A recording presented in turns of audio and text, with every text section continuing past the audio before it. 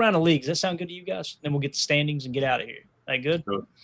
All right. We'll go rapid fire. I'm going to try to get AI to create us some music so we can have a little background music when we go around the league like this. Little all right? banjo, just a little banjo. Emilio's been trying for so long to get me to have a banjo theme song for the Open. Little banjo or like little plucking. I don't know. We could figure something out. Yes. Little fiddle. Yeah.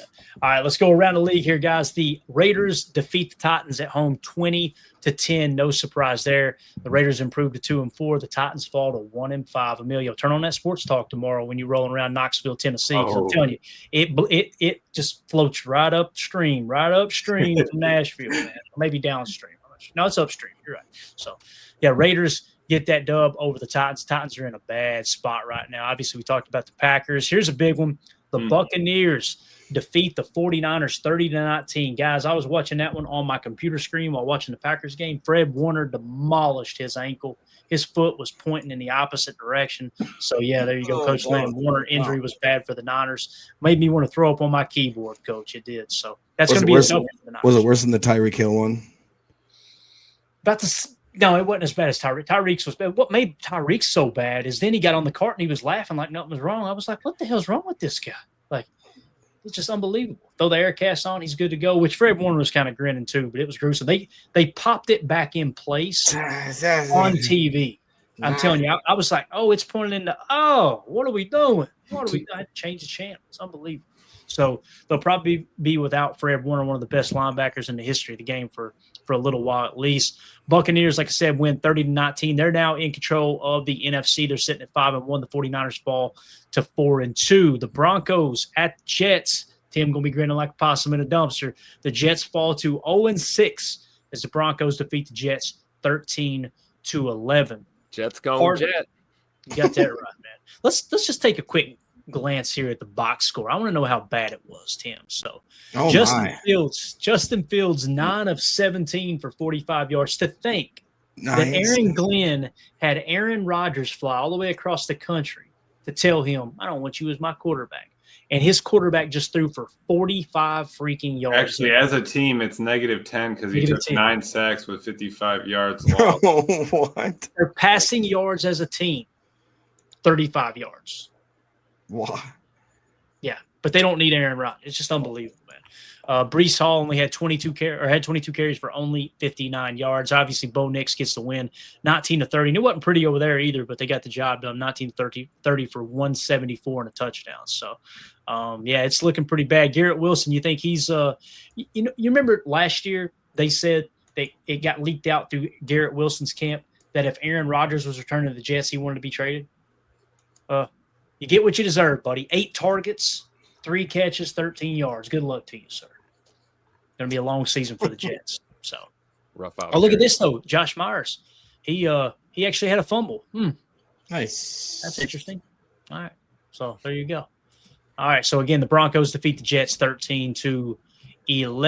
Moving along here, the Colts beat the Cardinals. This helps Packers a little bit. Obviously, the Cardinals fall to 2-4. The Colts improve to 5-1. So what you got is the Tampa Bay Buccaneers and the Indianapolis Colts are the two teams. Obviously the Bucs in the NFC, Colts in the AFC that seem to have kind of separating themselves a little bit from the rest of the league, but the Colts get the win there. Chargers at the Dolphins. The Chargers squeak one out 29-27. They improved to 4-2.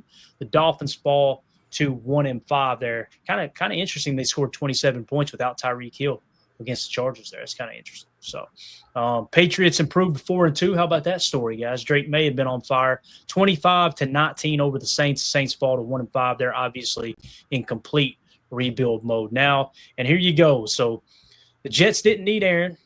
Steelers improved to 4-1. They win 23-9 over the Browns. And Aaron Rodgers on the day, 21 of 30, 235 yards passing, 2 touchdowns, and 0 interceptions. He was not sacked. I'm sorry. I was told Aaron Rodgers was washed. Exactly. I'm not understanding. Yeah. He's just going out there and taking what the defense gives him, Tim, and just winning ball games. Mike Tomlin loving every minute of it. Just being the greatest thrower of the football ever, Yeah. Here's what's crazy.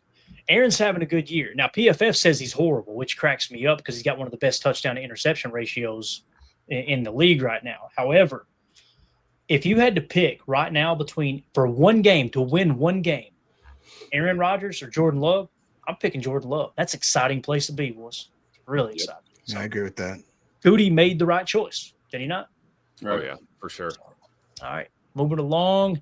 We talked 49ers Buccaneers, didn't we? Yeah, we already hit on that. So obviously on Thursday night, the Giants boat raced the Eagles 34-17. The Eagles fell to 4-2. The Giants improved to 2-4 there with the frat boys. So Brooke in the house with the dono. Thank you so much, Brooke. Appreciate you. Good to see you in here. Appreciate you supporting the show as you always do. Any of these scores, stat lines you guys and gals want to see before we move on? You can keep that Giants Eagles score up there for a while. We can enjoy that view. Relive that massacre on Thursday night. Hey, Jalen Hurts, Tim, 24-33, 283 looks good. Yeah. Touchdown and interception. But, boy, he missed on a couple throws where it was like A.J. Brown was running butt naked through the trailer park, and he just completely missed on defense. So, Yep. yeah. Brooke with the super chat. I'm late to the chat. Are we mad at the defense? Brooke, I think that most Packer fans give the defense a pass pretty easily. I'm not mad at the defense. They average less than 5 yards a play, it sounds like. So you can look at the score and go, oh no, that's this, what happened against the Bengals. But honestly, I think the defense played pretty darn well. Especially the fact that we lost the turnover differential and they still only gave up, what was it we gave up? Was it 18 points? 18. So, and it took 2 fourth down conversions too for them to get to that 18 points, as Zach Cruz pointed out, Brooke. So me personally, I'm not mad. But I do crack up at the people that are quick to rake special teams and the offense over the coals. But then when the defense struggles, they go la la la la la la la. But how about you guys? If you gave them a grade from an F to an A, what would you grade the defense today? We'll start with you, Jacob. What letter grade would you give the defense today? I'd give them a B-. Okay. All right, Tim. I'll give him a B, straight up B. Okay. I was going to say Call me B. Buzz. I was going to say a B plus, just because the only thing you had was 2 superstars making a couple crazy plays and a very experienced quarterback spinning it and getting it out fast and giving them a chance. They're going to have those. I thought the defense really did play great. 50 yards rushing and 100 and change passing. I mean, they weren't bad. I'm with Biz here. He says a solid B. I can understand a B plus. I can understand a B minus, right? So anywhere from a B to a C plus, I'd be okay with. Yeah, there you go, Coach Lynn. C plus. Still no turnovers. That's a great point. That was my thing. Yeah. Got to start getting those turnovers for sure. So we've got the Detroit Lions and the Kansas City Chiefs that just kicked off here in the first quarter. Goff throws right and hits his receiver, who gets completely upended but picks up the first down. So the Lions are on the march here. The Lions are 4-1 heading into Kansas City, who are sitting at 2-3. So this is going to be a fun one to watch here this evening. So I can't believe I'm saying this out loud. I was going to say, Chiefs. dude, Go just Chiefs. going to say that, Tim. I knew exactly what you were going to say. It's like, this is going to suck. I don't even want to watch this. Yeah, I'm definitely pulling for the Chiefs. No doubt. And we know AFAM is too, right? Mm-hmm. Patrick Mahomes. There it is. Here's the guy. Here's a guy. AFAM's wearing a pair of whitey tighties signed by Patrick Mahomes. Promise you that. Never been washed. There's an end around, and Detroit they got hemmed up. All right, so just a 1 yard gain there. Emilio, who you rooting for in this one, man? Got to be the Chiefs, right? Got to be. I don't know. I just let's do a little defensive scouting on the Lions and see what's to come at the end of the year. I missed the Dallas game, didn't I? Yeah, we wasn't done yet. I apologize. I jumped the gun there. Cowboys drop a tough one to the Panthers. How's SA doing tonight, man? Because the Panthers played good ball tonight, man. Tough. Last second field goal. I mean, that's a brutal way to go. Because they could have saved it, man. They could have been 3-2-1 and be right in perfect position, but. And look at Dak, man. 25 of 34, 261 yards passing, 3 touchdowns, no interceptions. Let's see if it gives us – sometimes it'll give you the projection here. It's not doing it, is it? Usually if you go to stats, it'll give you a little bit of a projection on the season. But, yeah, it ain't doing it. I don't know. I need to find that actual screen. But I'm sure he is on track to do amazing things this year. Mm-hmm. Dak's having a hell of a year for sure. But nonetheless, they come up short 30-27 as the Panthers get the win there at home. They improved to 3-3. Cowboys sit at 2-3-1. Who would have thought the Panthers would have a better record than the Cowboys this year? It's wild to think about. Crazy. So, all right, moving along. We also have the Seahawks defeating the Jaguars. I know we were all pulling for the Jaguars, but the Seahawks pull it out. And man, oh man, Sam Darnold continues to do it. 16-27, 295 yards passing, 2 touchdowns, no picks. If you're a Minnesota Vikings fan, I don't know what you're watching the show, but if you are a Vikings fan, you are hating yourself right now for moving on from Sam Darnold, because they could be in the driver's seat of the NFC North right now. They really could. Kenneth Walker. They kept the running game pretty well in check. It was just all Sam Darnold today, man, moving the rock for sure. So I think the Jaguars are going to be fine, though. They still sit at 4-2, and the Seahawks are one of the hotter teams in the league right now. And then I think we have one more here. Yeah, the Rams get a win over the Ravens, 17-3. Obviously, Lamar Jackson did not play, so Cooper Rush was the backup, and he was 11 of 19 for 72 yards and an interception. So they never really playoffs. Exactly. Seriously, man, that's brutal. So I think that is everything. Yeah, we hit them all. So now let's jump over to the standings real quick, and we'll wrap this big bear up and just kind of walk through the league, the division leaders, if you will. So in the AFC East, the Bills lead the way at 4-1. The Patriots right behind them at 4-2. And some of these bye weeks are going to obviously separate some of these teams and break up those clusters. The Pittsburgh Steelers are leading the AFC North 4-1. It's not even close. The Bengals are the closest one behind them now, sitting at 2-4. Let me make sure this is refreshed real quick. I apologize. Yeah, there we go. Baltimore Ravens falling to 1-5 is just absolutely crazy, man. AFC South, the Indianapolis Colts leading the way at 5-1. The Jaguars sitting at 4-2, and then everybody else kind of falling behind. The AFC West, the Chargers and the Broncos both sitting at 4-2. The Chiefs sitting at 2-3, trying to improve to 3-3 tonight against the Lions, which they now have a 1st and goal. The Lions are at the 9-yard line. They hand off inside run down to about the 4-yard line. That's live action right now. NFC East, the Eagles still lead the way at 4-2. The Commanders right behind them at 3-2. Cowboys sitting at 2-3-1, and the Giants at 2-4. The Detroit Lions sitting at the top of the North before tonight's game at 4-1. The Packers right there behind them at 3-1-1. Then the Vikings at 3-2. The Bears sitting at 2-2. The Bears are playing Monday Night Football tomorrow, so that's going to be a fun one to root against there. Tampa Bay leading the NFC South at 5-1. Panthers behind them at 3-3, not really close at this moment. And then the 49ers, Seahawks, and the Rams are all sitting at 4-2 in the NFC West. So as it sits right now, guys, on this glorious October the 12th, I think the NFC West has the best division. What's your all's thoughts on all that? Crazy, because they thought that the North was going to be like that. And I was really worried about Matthew Stafford's back. And you have Sam Darnold going over there. Brock Purdy's out. There's just a lot going on in that division, and they still end up finding a way to win. But happy where we're sitting right now. I know that tie doesn't look great, but it's helping us. I think it'll help us, honestly, the rest of the season. Much better than a loss. AFAM says, thanks, Clayton. AFAM's recording the game. Go ahead, Jacob, Tim, anybody? I mean, anything to add? I would agree that I think the NFC West right now has the bragging rights for being the toughest division, but I'd say we're a close number 2, especially depending on how Chicago comes out and performs tomorrow. Everybody tried to write, and rightfully so. I think that I was a little bit harsh in saying that the Lions are going to fall off. I am a little bit surprised at the way, like you referenced earlier, that the Vikings are so willing to just let go of not only Sam Darnold, but let's not forget Daniel Jones, who are arguably 2 of the best top 5 quarterbacks right now in the league.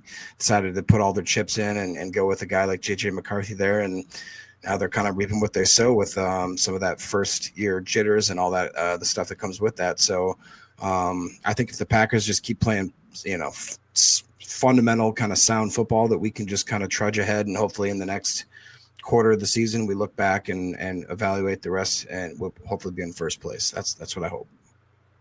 Yeah, I think looking at just the NFC, the way it's shaping up right now, playoff picture is going to be pretty competitive. I mean, I think you're going to have playoff teams from multiple divisions. There's 7 spots, right? We're all going to be fighting. So, I mean, we've got to win these games. We really do. And we're kind of running into the gauntlet of the season on our schedule here once we get into November. And we're going to be playing some better teams. So it's crucial that, like Jacob said, man, we have to just stick to our fundamentals and not beat ourselves like we did today. I thought we played pretty well. As far as not getting too many boneheaded penalties and shooting ourselves in the foot. We didn't see a million false starts and things like that. So as long as they continue to play fundamentally sound, I believe they'll be in the mix. And that's all that really matters. You want to win your division, obviously. You'd like a first round bye in home field and all of that, but just get yourself a spot in the playoffs, and you got a chance to go bring a Lombardi home. Yeah, no doubt. All right, so yeah, to your point, Tim, I think it was Emilio. Pull that back up if you don't care. Let's look at the schedule real quick. So you get the win against the Bengals. Next week we travel to Arizona to face the Cardinals. Listen, that's a winnable game, but it's not a slam dunk. None of them are, right? They may be without Kyler Murray. He missed today. And then the following week you go in and face the red-hot Pittsburgh Steelers. Jordan Love against Aaron Rodgers, man, on Sunday Night Football. That is going to be absolutely awesome. And I'm going to try to make sure I don't work Monday after that game because I'm just going to stay up late and enjoy it. And hopefully we got a victory Monday the next day, coming in here with a headache. You know what I mean? Then you got the Carolina Panthers. As the Dallas Cowboys proved today, they're not a slam dunk win against the Panthers. Then you got the Eagles at home on Monday Night Football.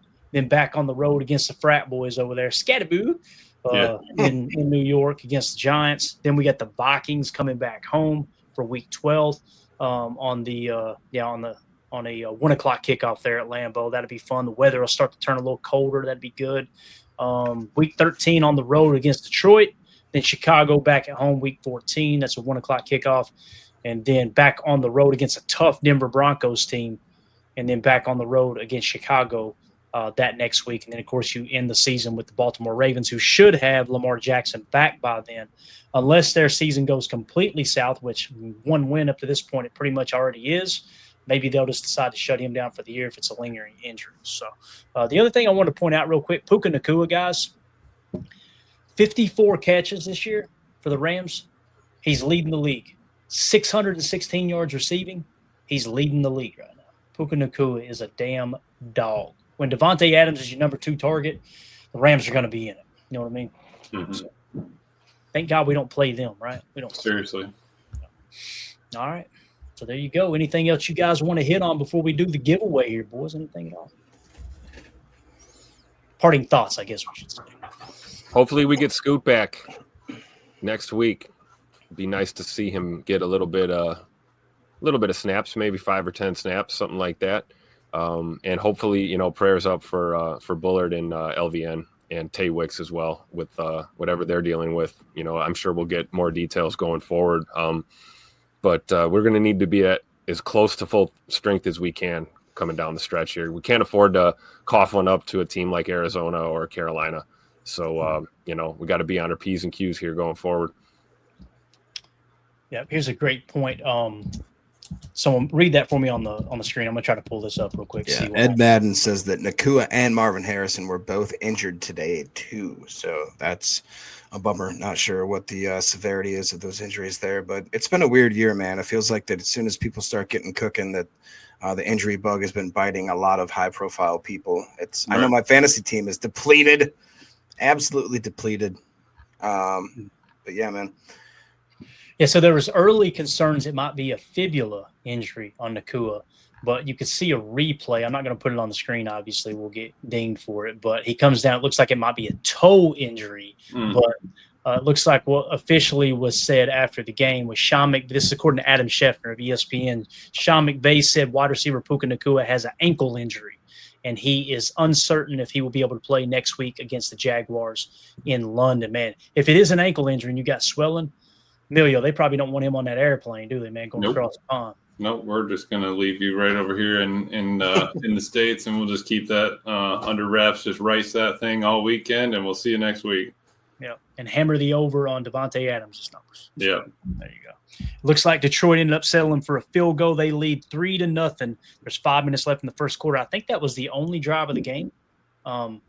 So they had a 10-minute drive, I'm assuming, unless the Chiefs